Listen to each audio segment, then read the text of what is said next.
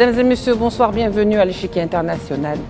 Les renseignements sionistes ont renoué avec les liquidations physiques des dirigeants palestiniens. Le Mossad, pour ne pas le nommer, renoue avec ses vieilles pratiques en éliminant le chef du bureau politique du Hamas, Ismail Haniyeh. Il pense peut-être qu'il va en découdre avec la résistance palestinienne et pourquoi pas le Hamas. Mais il a oublié que rien ni personne ne peut affecter la détermination du peuple palestinien. Sinon, dans ce cas précis, comment expliquer qu'après 300 jours de bombardements ininterrompus et près de 39 480 martyrs, la Palestine et les Palestiniens restent toujours debout sur les décombres peut-être de ses enfants, certes comme je le disais, mais debout quand même, avec des membres amputés, mais toujours debout. C'est ce peuple, par sa résilience, qui aura raison de tous les plans et les projets de déportation inavoués.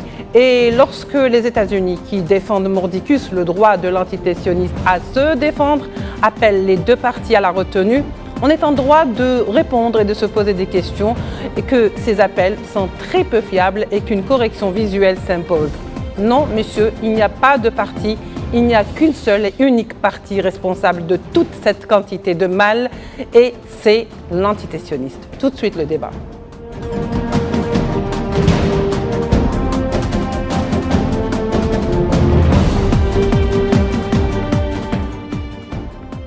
Alors, nous allons parler aujourd'hui avec nos deux invités. Miloud Chenoufi, professeur de relations internationales au Collège des Forces canadiennes de Toronto. Il est avec nous en direct depuis le Canada. Miloud Chenoufi, bonsoir. Merci d'avoir accepté notre invitation. Merci pour l'invitation. Et bien sûr, nous aurons également M. Eli Hatem, avocat et homme politique franco-libanais. Eli Hatem, bonsoir. Merci d'être avec nous. Bonsoir, merci de votre invitation. Mes salutations également à votre invité et à tous vos téléspectateurs. Très bien, alors on va rentrer directement dans le vif du sujet. L'assassinat de Haniyeh, Miloud Chenoufi, dont les funérailles ont eu lieu aujourd'hui à Téhéran, va-t-il avoir des réverbérations conséquentes, d'autant que Téhéran avait menacé et menace toujours de se venger? Je crois qu'il faut d'abord commencer par essayer de comprendre quel était l'objectif de cette action. Israël ne l'a pas revendiqué, mais il est clair que tous les doigts se dirigent vers le gouvernement de Netanyahou, et personne ne se fait d'illusions à ce propos. Alors, quels étaient les objectifs? Je crois que sur le plan conjoncturel, il y avait deux objectifs. Le premier est de mettre encore plus de barrières à un processus de négociation d'un accord de cessez-le-feu qui est moribond et qui, depuis le mois d'avril, piétine et ne parvient à aucun résultat, dû principalement au fait que le gouvernement israélien affirme qu'il veut accepter un cessez-le-feu aussi longtemps qu'il peut continuer à faire la guerre. Donc, une déclaration qui contient en elle-même une contradiction. Le deuxième élément qui est recherché ici, c'est véritablement d'attirer, encore une fois, l'Iran dans un affrontement direct, sachant pertinemment que si cela se produisait, si l'Iran déclarait la guerre au sens classique et conventionnel et menait des actions dans ce sens-là, les États-Unis vont intervenir. Et c'est à ce niveau, si vous voulez, pour terminer, que l'objectif inavoué est recherché. Vous savez que le changement de régime en Iran est un objectif de la droite, de l'extrême droite israélienne, notamment de ce gouvernement-là, depuis très longtemps. En fait, bien avant l'intervention américaine en Irak, l'invasion et le changement de régime violent, la préférence des Israéliens a été que ce qui a été fait en Irak soit fait d'abord en Iran. Et comme vous le savez, Washington, malgré tout le soutien qu'ils ont apporté à Israël, y compris dans cette guerre, ont été réticents, sachant que ce qui était plus ou moins facile, l'invasion, suivie par des difficultés monstres en Irak, va être encore pire en Iran. Donc voilà à peu près où est-ce qu'on en est. Et c'est de ce point de vue-là qu'il faudrait peut-être comprendre que pourrait être la réaction de l'Iran. Elle va être mesurée de telle sorte à ne pas correspondre à ce qui est recherché par Israël. Oui, et bien justement, à propos plutôt de reconnaissance de l'entité sioniste, il est vrai qu'ils ne l'ont pas reconnu ouvertement, mais des médias américains parlent justement du fait qu'Israël l'aurait reconnu, on va le dire, mais pas officiellement, c'est-à-dire par des courants diplomatiques et politiques. Elie Hatem, alors cet assassinat a eu lieu en Iran. Est-ce que cela revêt une signification particulière? Est-ce qu'il y a un message que les partis qui ont été responsables de cet assassinat veulent envoyer à Téhéran et peut-être aussi à des pays voisins? Effectivement, vous savez, cet assassinat et cet acte, il faut le dire, c'est un acte terroriste et comme vous l'avez souligné, et vous ne faites pas comme les médias occidentaux, vous n'avez pas parlé de la mort de Ismail Haniyeh, mais d'un assassinat, parce que les médias occidentaux, malheureusement, parlent de la mort, ils ne parlent pas d'assassinat.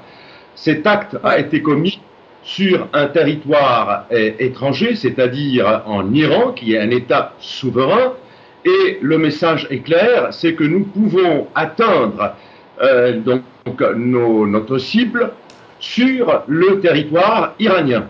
Deuxièmement, comme l'a très bien souligné votre invité, c'est qu'il y a un objectif de la part de Netanyahou d'entraîner l'Iran dans un conflit et puis le rendre de ce fait-là co-responsable d'une explosion de la situation au Proche et au Moyen-Orient.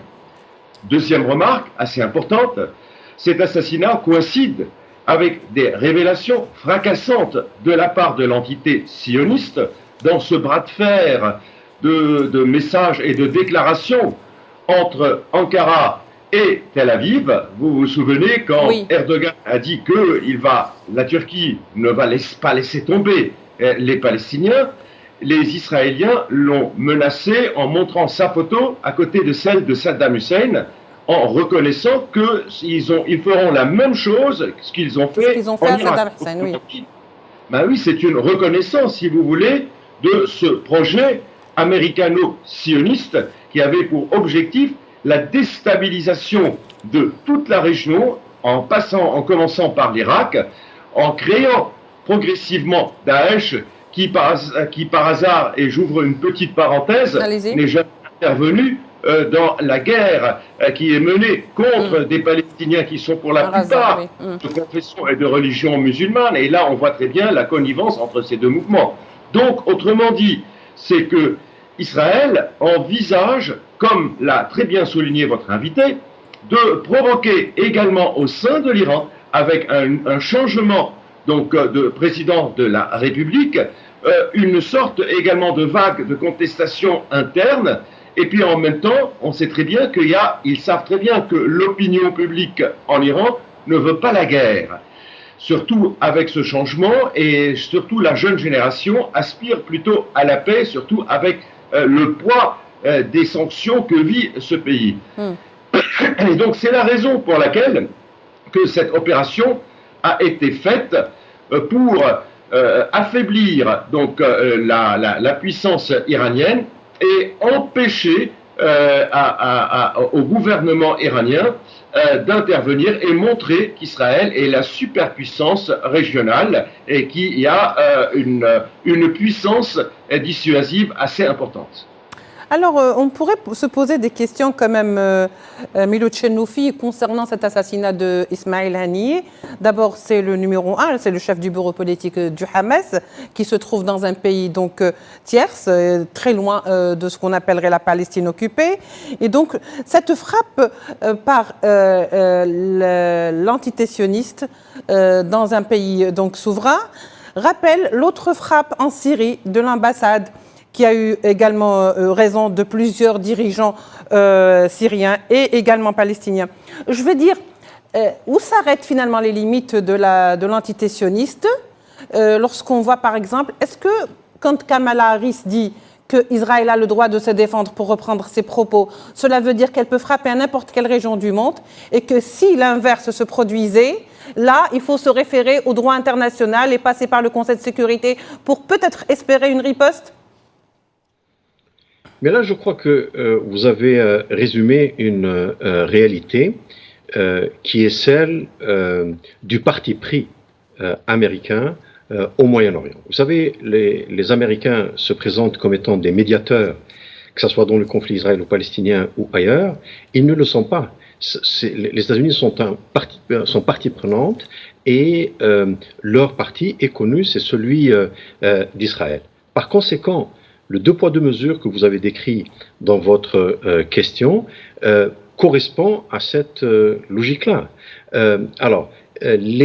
Israël, c'est connu, hein, il n'y a pas une loi internationale, il n'y a pas une norme, une valeur sur laquelle repose le système international depuis la Deuxième Guerre mondiale, qu'ils n'ont pas franchi, qu'ils n'ont pas attaqué.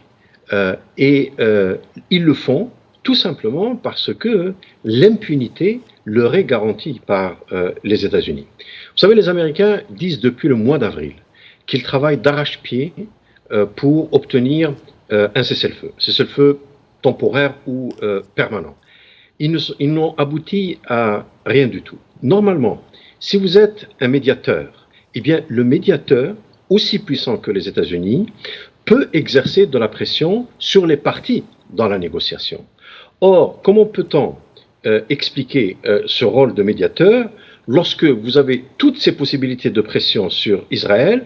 Non seulement vous n'en utilisez pratiquement aucun, mais en plus, le Premier ministre d'Israël est reçu en grande pompe, peut s'adresser à une session commune du Congrès, comme vous le savez, ça s'est passé la semaine dernière. Il s'est adressé à une session commune de la Chambre des représentants et du Sénat, qu'on appelle le Congrès américain, a été ensuite reçu par le président Biden, et par Kamala Harris et par également Donald Trump. Donc cela signifie tout simplement que dans cette guerre, vous avez d'un côté les actions militaires illimitées qui sont perpétrées par Israël, et dans une certaine forme de division du travail, les États-Unis essaient d'occuper le monde et d'occuper le cycle des informations en affirmant qu'eux travaillent pour un cessez-le-feu.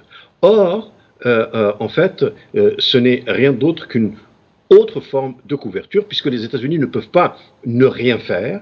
Donc, ils apparaissent comme étant les médiateurs, mais ne font absolument rien de ce qu'un médiateur puissant peut faire, notamment exercer une pression sur les deux parties et obtenir un cessez-le-feu. Et par conséquent, le deux poids deux mesures devient quelque chose de tout à fait prévisible, et de ce fait, en fait, les Américains ne s'en privent pas. Oui, ben voilà, je pense que même ils sont devenus maîtres en la matière. C'est un art qu'ils exercent magnifiquement bien, surtout lorsqu'il s'agit, par exemple, de l'entité sioniste. Le problème qui se pose aujourd'hui, c'est qu'après avoir attaqué Beyrouth, la banlieue de Beyrouth, il y a eu Majd al-Shams, donc au Golan, qui n'a pas été revendiqué, mais bien sûr l'entité sioniste voudrait que ce soit le Hezbollah qui l'ait fait, même si le Hezbollah dit qu'il n'a rien à voir dans cette affaire. Le lendemain, il y a eu Beyrouth, l'attaque sur Beyrouth, et puis on a eu l'assassinat de Haniyeh. Donc on a une sorte de succession, finalement, Eli Hatem qui dit que voilà, vous nous avez attaqué, donc on va riposter, et on peut se permettre d'attaquer, que ce soit à Beyrouth, en Syrie, à Téhéran, pourquoi pas. Donc finalement, l'entité sioniste peut tout se permettre aujourd'hui, contrairement à d'autres pays qui doivent, eux, croiser les bras et attendre qu'on les autorise à riposter, si on les autorise, bien sûr. Tout d'abord, il faut savoir, c'est que, comme vous l'avez souligné, l'entité sioniste ne respecte point le droit international public. Vous savez, il y a plus de 1400 résolutions des Nations Unies, et je parle de l'Assemblée Générale des Nations Unies, sans parler des 65 résolutions du Conseil de sécurité des Nations Unies, qui n'ont jamais été respectées par l'entité sioniste. Comme vous l'avez souligné, cette entité a commis une violation de la souveraineté syrienne en s'attaquant à l'ambassade, au consulat iranien à Damas, et cela s'est passé comme une lettre à la poste. Donc l'Occident et les États-Unis, personne n'a considéré qu'il s'agit d'un acte internationalement illicite. Oui. Concernant l'événement ou ce qui s'est passé dans le Golan, dans le village de Majd el-Shams, oui. Tout à fait. Donc, il s'agit donc d'un acte illicite qui a été commis. Alors, on a essayé de remettre ça sur le dos et responsabiliser le Hezbollah. Mais dans quel intérêt a le Hezbollah de s'attaquer à des Arabes, oui. Un territoire en plus occupé, et cette population, elle est contre Israël et a toujours refusé de céder à l'occupation de son territoire. Preuve en est, quand Netanyahou est parti pour participer au deuil et pleurer ces gens-là, il a été rejeté par cette population. Donc il n'y a aucun intérêt et aucune motivation qui démontre que c'est le Hezbollah qui est derrière cet acte-là. Mais Israël et Netanyahou ont pris là, ça, si vous voulez, comme un prétexte pour s'attaquer au Liban et en particulier violer la souveraineté libanaise encore une fois, et en assassinant non seulement un leader, mais en s'attaquant à des civils dans la banlieue sud de Beyrouth et en s'attaquant, bien sûr, en commettant un acte totalement illicite, en s'attaquant à la souveraineté libanaise, comme il l'a déjà fait, donc Israël, ou l'entité sioniste, elle l'a déjà faite à l'encontre de Ismail Haniyeh, en violant également la souveraineté de l'Iran. Malheureusement, nous vivons dans une jungle internationale où le droit international n'est plus appliqué en raison, en particulier, de la position des Américains qui font tout pour faire disparaître l'application et le respect du droit international. Donc, je ne parle pas de riposte, mais en droit international public, on parle de représailles. Les représailles, c'est clairement une vengeance. Mais comme vous le savez, la vengeance en droit international public est illicite. Et reconnaissons simplement des représailles, ce qu'on appelle militaires, et proportionnées quand un État lésé par un acte illicite commis par un autre État, donc est obligé de répondre, de riposter, autrement dit, mais en touchant simplement les intérêts des intérêts militaires et non pas civils, en respectant, autrement dit, les 4 conventions de Genève et les protocoles additionnels à ces conventions de Genève par des frappes ciblées sur des militaires, sur l'armée, en ne touchant pas la population civile. Ce n'est pas le cas, en tous les cas, pour Israël. Hein. Tout à fait. Oui, très bien. Eli Hatem, donc, je vais un petit peu revenir sur cet aspect parce que, au fait, on a frappé à 3 reprises et du coup, maintenant, tous les médias occidentaux, Milou Tchernoufi, se posent la question, est-ce que Téhéran va réagir? Est-ce que Téhéran va riposter? Comment vont-ils riposter? C'est-à-dire que la question qui se pose aujourd'hui, ce n'est pas que l'entité sioniste est un frein, le droit international, toutes les lignes rouges, comme a dit donc le chef du Hezbollah il y a un instant donc dans sa prise de parole, Hassan Nasrallah, mais on s'étonne beaucoup plus de comment on va riposter. C'est à croire que ce qui fait peur réellement, c'est la riposte, alors que ce qui est dangereux, ce qui est grave, c'est plutôt ce que vient de faire aujourd'hui l'entité sioniste. Même si elle ne l'a pas reconnu, ça sent vraiment la signature des renseignements israéliens, si on veut.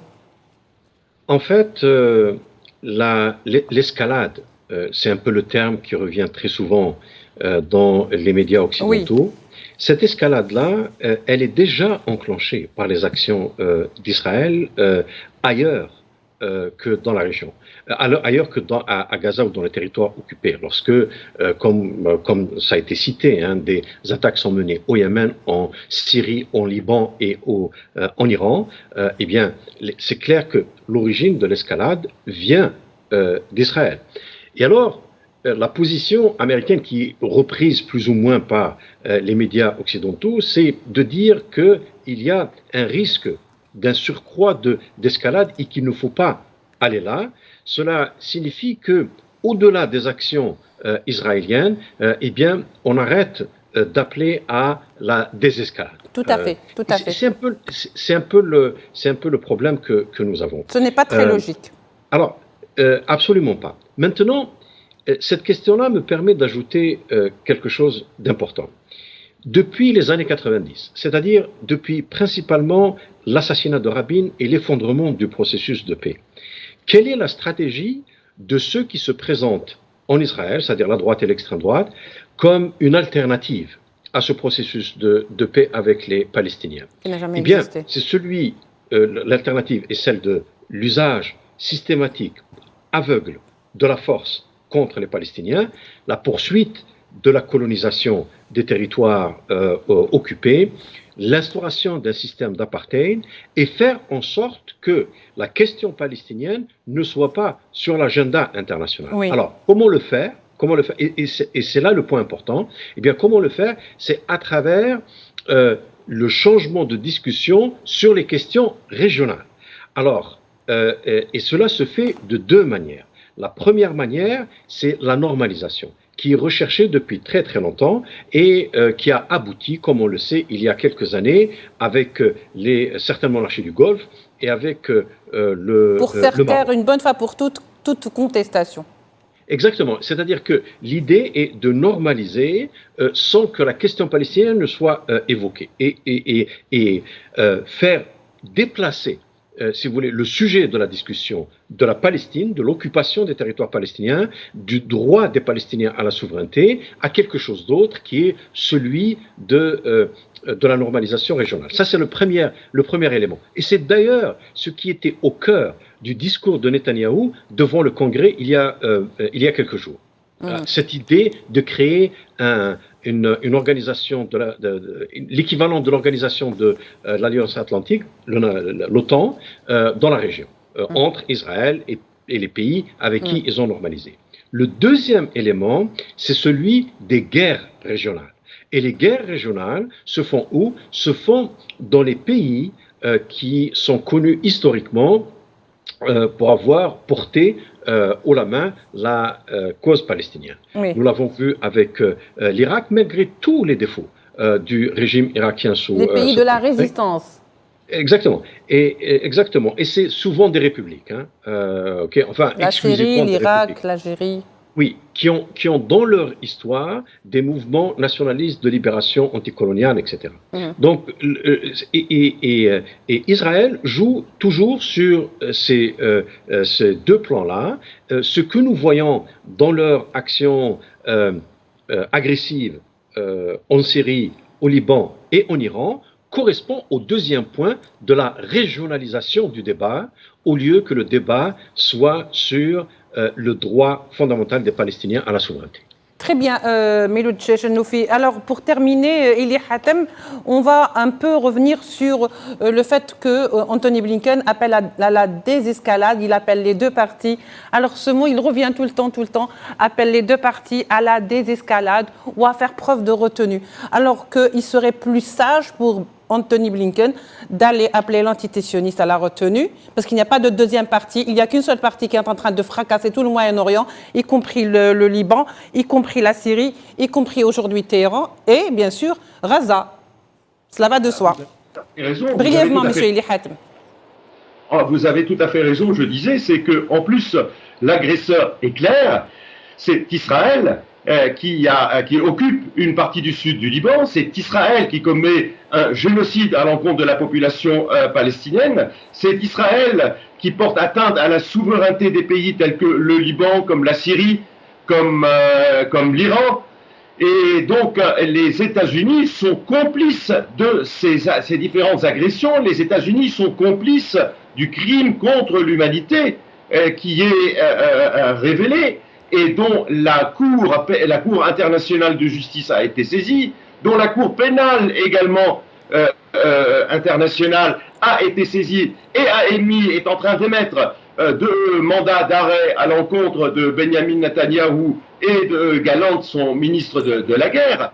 Mais malgré tout, ils sont en train de faire, si vous voulez, en fait, utiliser toute cette situation pour essayer de démontrer que, je parle de M. Blinken, que le candidat, surtout démocrate, la candidate démocrate, se désolidarise en fait. Oui, mais ce n'est pas le cas. Des Israéliens et Benjamin Netanyahou. Et tout cela, c'est pour un objectif électoral pour l'interne, si vous voulez. Merci beaucoup. Les Américains. Merci beaucoup, monsieur Eli Hatem. Désolé si j'ai été obligée de vous couper dans votre élan. Je rappelle que vous êtes donc avocat et homme politique franco-libanais. Merci à Miloud Chennoufi, professeur des relations internationales au Collège des Forces canadiennes de Toronto. Merci à vous de nous avoir suivis. Demain est un autre jour. On se retrouvera demain alors.